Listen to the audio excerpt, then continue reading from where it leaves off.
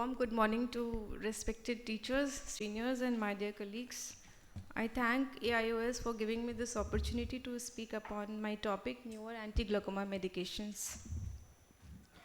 So let us see what is the need. Why do we need newer anti-glaucoma medications? So we all know that many glaucoma patients, they have very severe damage or a low baseline IOP and they require very low target pressure. Still, with the availability of multiple anti-glaucoma medication regimens, it is not possible to control it many a times, and ultimately the patient lands up with incisional surgery which has its own risk. So second most important factor is that most existing glaucoma eye drops, they either work either to decrease the aqueous production or they target the secondary drainage system, but they do not target the trabecular meshwork, which is a conventional outflow. So earlier attempts were developed to, drugs were developed to target the TM, but they were abandoned due to the adverse side effects. So the way forward is that the newer drugs should target the trabecular meshwork outflow, which is a conventional flow, drugs with greater mileage, better adherence and compliance, lesser side effects. It should be cost effective and also it should have a certain neuroprotective effect because of the improving ocular blood flow. So these are the range of newer glaucoma medications which are at various stages of development. So few drugs are under preclinical trials, majority are under ongoing clinical trials, and few drugs are in clinical use like ROCK inhibitors, latanoprostein, Gunod, and Durista. So we'll be discussing them in short. So coming to first class Rho Kinase inhibitors, which are ROCK inhibitors. In 1993, cytoskeletally active agents Rho Kinase was discovered, which acted on the conventional outflow, trabecular outflow. So what are these Rho? These are A, B, C, they are subgroups, they are family of G proteins. They are active when they are bound to GTP and they are inactive when they are bound to GTP. So these two Rho kinase isoforms, they are effectors of the Rho family, and commercially we have ripasudil and etarsudil, which are commercially available formulation which work on ROCK1 and ROCK2 inhibitors. So we can see that normally these ROCK proteins, they lead to contraction of the trabecular meshwork. But these ROCK inhibitors,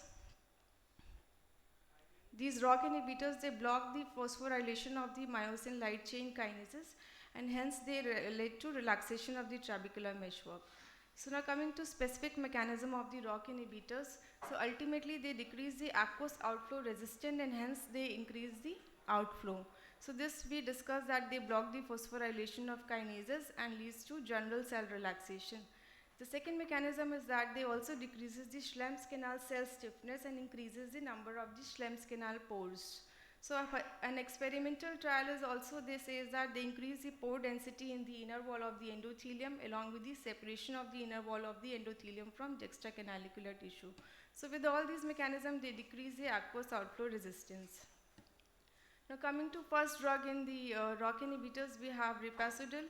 It was approved in Japan first in 2014 for the treatment of open angle glaucoma and ocular hypertension. So phase 1 and 2 trials for ripasudil at the concentration of 0.4% BID, they showed that it lowered the IOP on an average about 2 to 4.4 millimeter of mercury after 2 hours of instillation. Then phase 3 trials were done to evaluate the additive IOP lowering effect of the ripasudil with timolol and with latanoprost, and they found a significant IOP reduction of around 0.9 to 1.6 millimeter with timolol and around 1.4 millimeter of mercury for latanoprost. So side effects, conjunctival hyperemia is the common side effect with ripasudil, and in some cases allergic conjunctivitis and blepharitis was also seen. So fasudil is the next category of the drug, but for now no results have been published as yet in a peer-reviewed literature. So next drug in the category of the ROCK inhibitors was etarsudil. So something specific about etarsudil is that apart from being a ROCK inhibitor, it is also a norepinephrine transport inhibitor. So because this is a norepinephrine transport inhibitor, so this leads to vasoconstriction, and this vasoconstriction leads to decreased production of the aqueous because of the less vascular supply to the ciliary muscles, ciliary body. So apart from these two mechanisms, it also decreases the episcleral venous pressure. So we can see that it lowers the IOP by all the three mechanisms. It was approved for use in the US to treat glaucoma in 2017.